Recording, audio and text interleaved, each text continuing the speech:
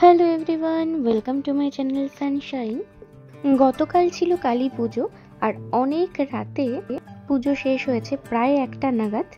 আর আজ সকালবেলা ঘুম থেকে উঠেই চলে এসেছি বহরমপুরে দাদুর বাড়ি। বানাতেই পারি। কি খাওয়া হচ্ছে?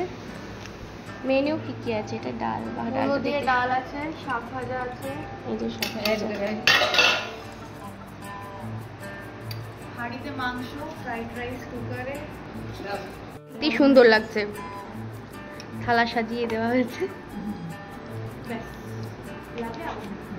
কালী পুজোর পরদিনই বহরমপুরে দাদুর বাড়ি যাওয়ার প্রধান কারণই হচ্ছে বোন। ও যেহেতু এসেছে তাই ওর সাথেই দেখা করতে যাওয়া। আর এখানে দেখো আমাকে খাইয়ে দিচ্ছে। ভালো আছে। এই যে গিফট দেওয়া চলছে আর কি, গিফট দেওয়া চলছে।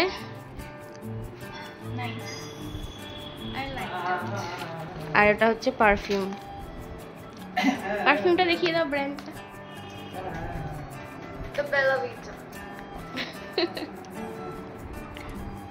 এটা আমি কাকির জন্য নিয়েছিলাম, আমি জানি তোর ব্যবহার করা হয়ে গেছে। এটা কাকি বলেছে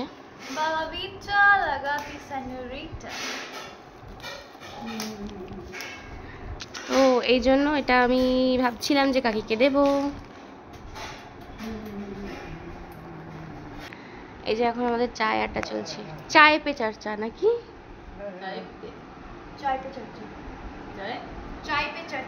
এই যে দিদা রয়েছে, এরকমই রাখবো। হ্যাঁ, এরকমই রাখবে, খুব সুন্দর লাগছে। স্টার্ট। আচ্ছা, হ্যাঁ, ছোট চুলে তোকে ভালো লাগছে। তো এখন বাজে 6:53, আমরা চাটা খেলাম, কিছুক্ষণ গল্প গুজব করলাম। আর এই হচ্ছে আমার আউটফিট আজকে আউটফিটটা আমার বোনের, আজকে এটা আমার নয়। তো ওকে যেহেতু আমি নতুন দিয়েছি একটা, ওটা পরেছে। আর ও বললো তুমি আমার একটা পরে নাও, তো ওটাই পরেছি। যা হয় আর কি, বনে থাকলে একে অপরেরটা পরা, জিনিস ইউজ করা, তো এইসব চলতে থাকে, আমাদের মধ্যেও হয়।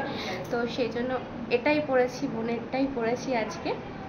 তো এখন একটু বেরোবো, যাবো হচ্ছে ঠাকুর দেখতে, তাই তো দিদা? চলো।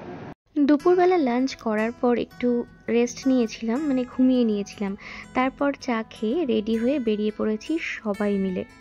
যেহেতু দিওয়ালি টাইম, আর দিওয়ালির সময় ঘরে বসে থাকতে কি ভালো লাগে বলো, তাই আমরাও বেরিয়ে পড়লাম। চলে এসেছি বহরমপুরের গোড়া বাজারে শ্রী অধীর রঞ্জন চৌধুরীর বাড়ির কাছে যে কালী পুজোটা হয় সেটাই দেখতে। আর দেখো কি সুন্দর লাইটিংটা করেছে। আর এই হচ্ছে অধীর রঞ্জন চৌধুরীর বাড়ি, আর সামনে অনেকটা এগিয়ে গেলেই পড়বে মণ্ডপ। তো আমরা যেহেতু একদম সন্ধেবেলা বেরিয়েছিলাম, যখন আমরা যাচ্ছিলাম তখন খুব একটা ভিড় ছিল না, তাই ভীষণই ভালো লাগছিল। আর চারিদিকে আলো এত ভালো লাগে। আর এখানে একটা মায়ের মন্দির আছে, এটাও দর্শন করে নিলাম। এরপর দেখো কত লাইন পড়েছে।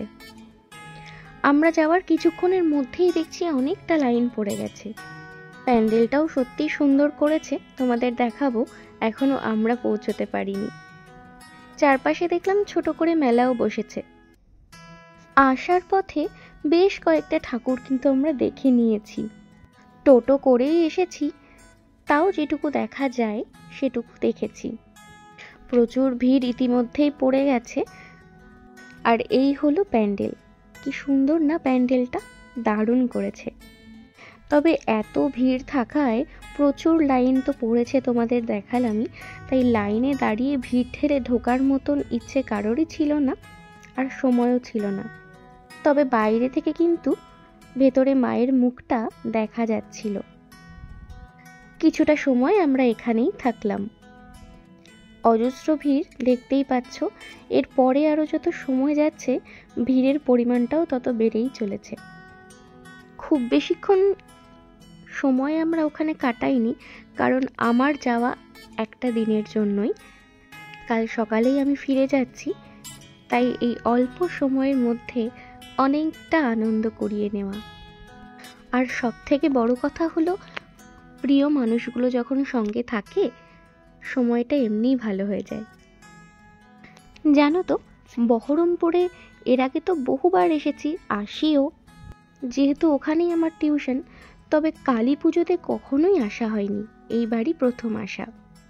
আর তাই বহরমপুরের কালী পুজোর ভাইবসটা কেমন থাকে সেটা আমি আগে কখনোই দেখিনি, জানতামও না। খুবই ভালো লাগছে এসে।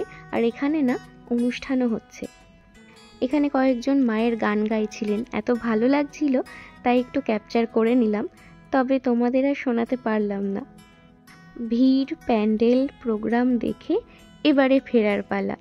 এবার আমরা যে পথ দিয়ে এসেছিলাম সেই পথ দিয়েই ফিরে যাচ্ছি। আর এত ভিড় হয়ে গেছে, অনেকটা রাস্তা লাইন পড়েছিল। যেহেতু একটু রাত হয়ে গেছে তাই আমরা টোটো পাচ্ছিলাম না। আর এদিকে দেখো রাস্তায় প্রচুর ভিড় ছিল, আর লাইটিংটা দেখো কি দারুণ লাগছে না। এইদিকে আর একটা পুজো হচ্ছে, তবে টোটো না পাওয়াতে আমরা সামনের দিকে এগিয়ে চলেছি টোটো পাওয়ার আশায়।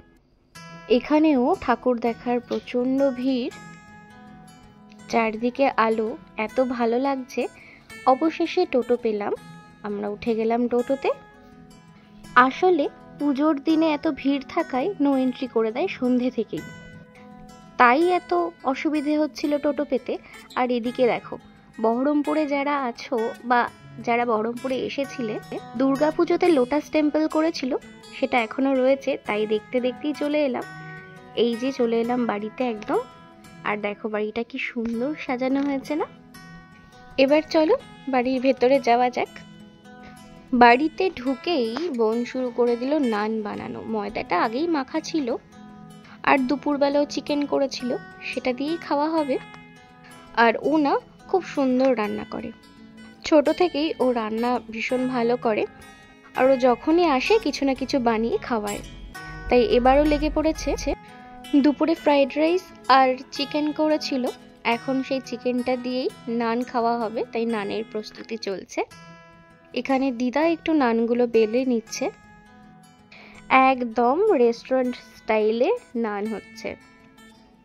ওর রান্না বান্না যতটা ভালো হয়, ওর যেটুকুনি করে একদম নিখুঁতভাবে করে।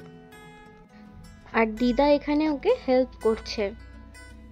রাতের ডিনারটা খুব তাড়াতাড়ি সেরে আমরা যাব সবাই মিলে ছাদে বাজি ফাটাতে, তার জন্য এত তাড়াতাড়ি তোড়জোড় চলছে। এই যে ডিনার আমাদের রেডি, খাওয়া দাওয়া করে সোজা ছাদে চলে গেলাম।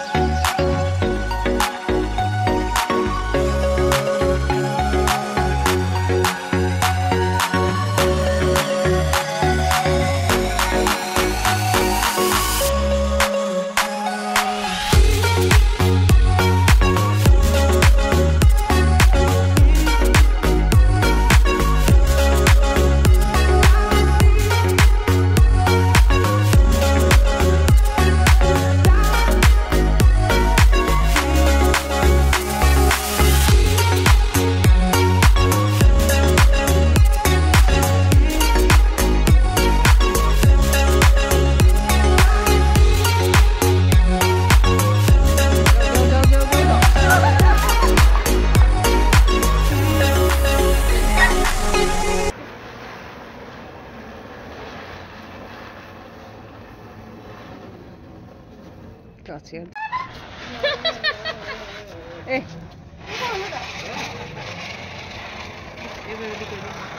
যেটা হয়ে গেছে সেটা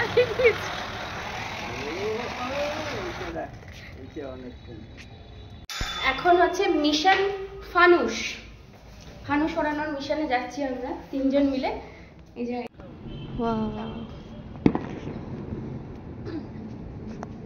সুন্দর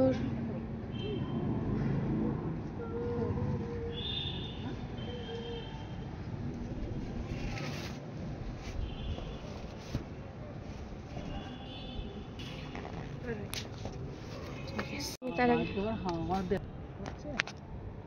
চেষ্টা চলছে